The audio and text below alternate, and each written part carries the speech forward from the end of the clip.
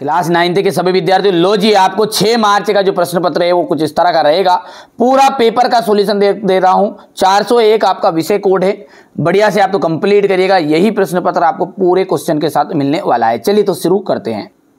प्रयोगवाद के जनक माने जाते हैं, तो प्रयोगवाद के जो जनक है वो अज्ञ है। हेमंत रंगिनी के रचनाकार है माखनलाल चतुर्वेदी।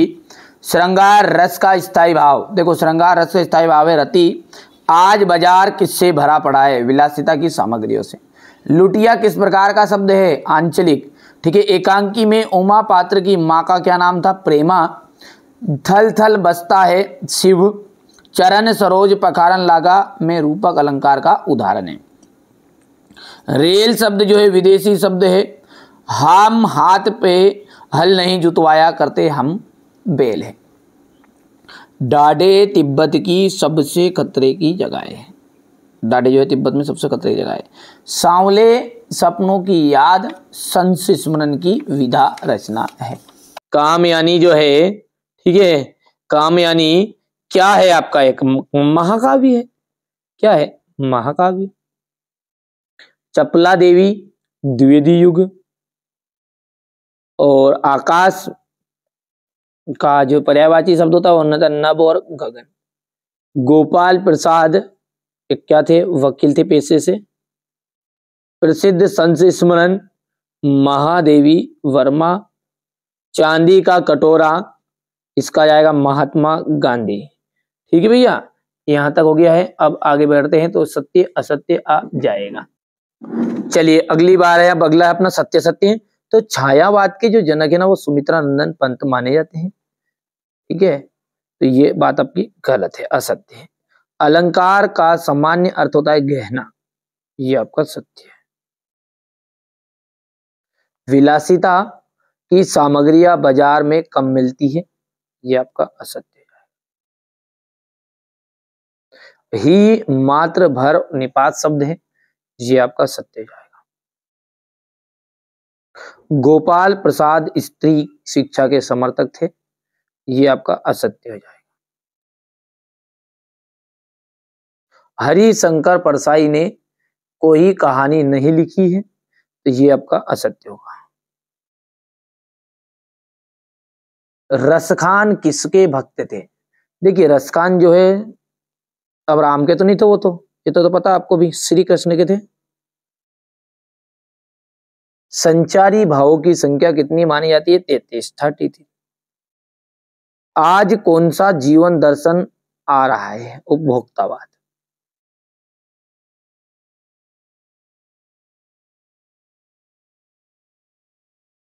उपभोक्तावाद। अंधकार शब्द का तद्भव क्या है? अंधकार का तद्भव है अंधेरा। परदादी ने आधा लोटा पानी किसे पिलाया? चोर को पिला मारा था दादी ने। चिंतामणि किसकी रचना है? देखिए आचार्य रामचंद्र शुक्ल की।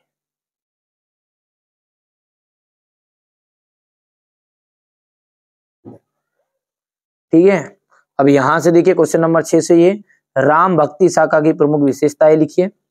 नई कविता की विशेषताएं लिखिएगा। इस संसार में सच्चा संत कौन कहलाता है? ये आपके क्वेश्चन है। चलिए अब इन सारे क्वेश्चनों के अपन देखिए पूरा सॉल्यूशन दे देता हूं बढ़िया से, है ना। आप तो कंप्लीट करिएगा। ये अपन साइड में रखते हैं फालतू चीजों को, ठीक है भैया। और यहां से अपन सॉल्यूशन को देखते हैं। थोड़ा सा छोटा प्रश्न भी लिखा है, ऐसा नहीं है, ये लिख दिया प्रश्न। यहाँ से राम भक्ति शाखा की प्रमुख विशेषताएं लिखिए। हो गया। इसके बाद में ये यहां से इसका अथवा है। ये नई कविता की विशेषताएं लिखिए।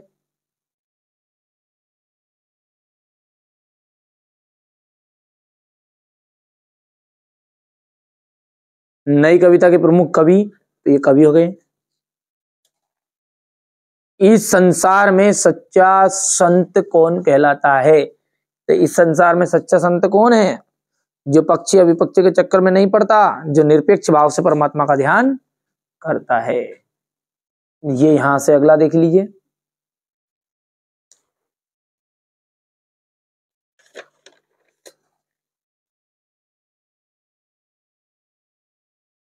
क्वेश्चन नंबर 8 हो गया। ये क्वेश्चन नंबर 8 का अथवा वाला है।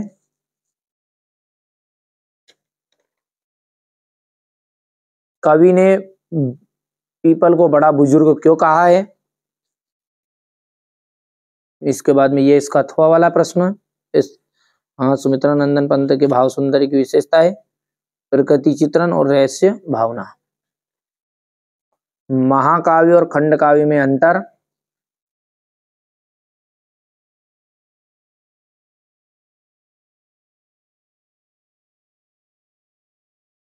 यहां से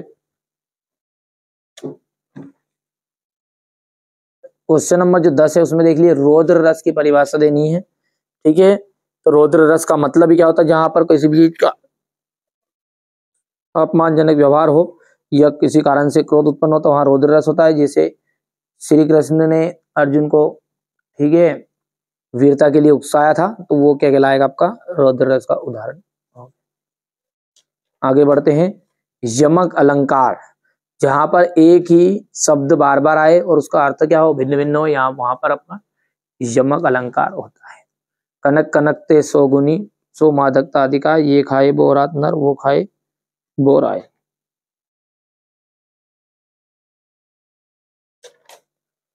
सवैया छंद की परिभाषा उदाहरण सहित लिखनी है। ये सवैया छंद क्या है? मान नहीं अपमान कहो यदि याद दिलाकर मान मिले जो। ठीक है, ये आपका सवैया छंद का उदाहरण है। देखिए इसमें 22 वर्ण है। कितने? 22 से लगाकर 26 वर्ण। ठीक है भैया, तो ये पूरे है, ये उदाहरण पूरे के पूरे आपके। ठीक है, ये है आपका एक सवैया छंद पूरा ही, लेकिन उदाहरण आप 4 कर सकते हैं। ठीक है भैया। ये इसके बाद में नाटक और एकांकी में अंतर। देखिए नाटक क्या होती है? तो नाटक होती है और क्या होती है? ठीक है, जो अपने टीवी में देखते हैं ना एपिसोड, एकांकी भी एक तरह की नाटक है पर छोटा रूप है। ये एक ही बार में खत्म हो जाए, जो एक ही एपिसोड में खत्म हो जाए वो एकांकी कहला जाएगी। जो खत्म ही ना हो, ठीक है, वो संध्या की बहन मर गई ना, वो उसकी गोपी की बहू की ना, ये हो गया ना, हो गया, ये चलता रहे फिल्म जो सीन, वो क्या भैया? ठीक है भैया। तो ये क्वेश्चन नंबर आपका 12, ये 13,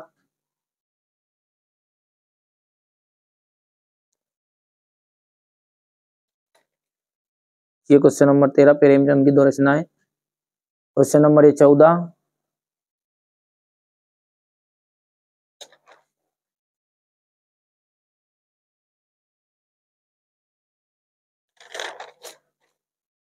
ये प्रश्न 15वां आपका, 15 का अथवा है ये।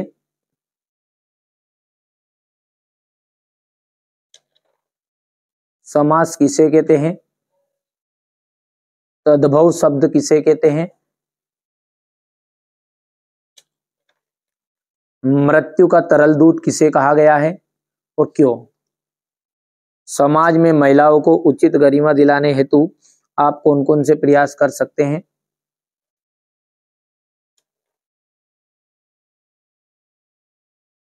यहां से क्वेश्चन नंबर 18। अच्छा, अब ये पहले थोड़ा सा प्रश्न तो देखो इसका, है ना, ये अलग सिस्टम है, उसमें प्रश्न थोड़ी लिखा पूरा। तो ये क्वेश्चन नंबर आपका 18 यहां से देख लीजिएगा।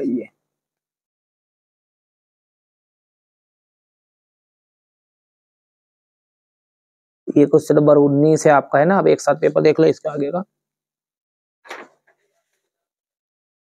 ये यहां से हो गया, फिर इसके बाद में ये यहाँ से इतना हो गया ये। ठीक है भैया।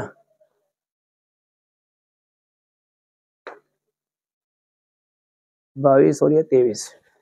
चलिए बाबू सोना, घर जाकर रोना। ये देखिए यहाँ से क्वेश्चन नंबर 18 का ये भावार्थ हो गया।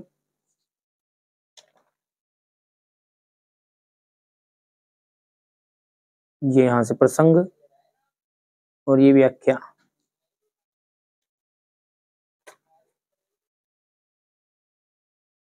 ये हो गया यहाँ से क्वेश्चन नंबर 19। इसके बाद में ये व्याख्या। ये यहाँ से क्वेश्चन नंबर 19 का अथवा।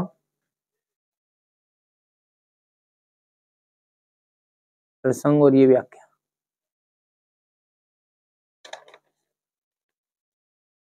क्वेश्चन 20,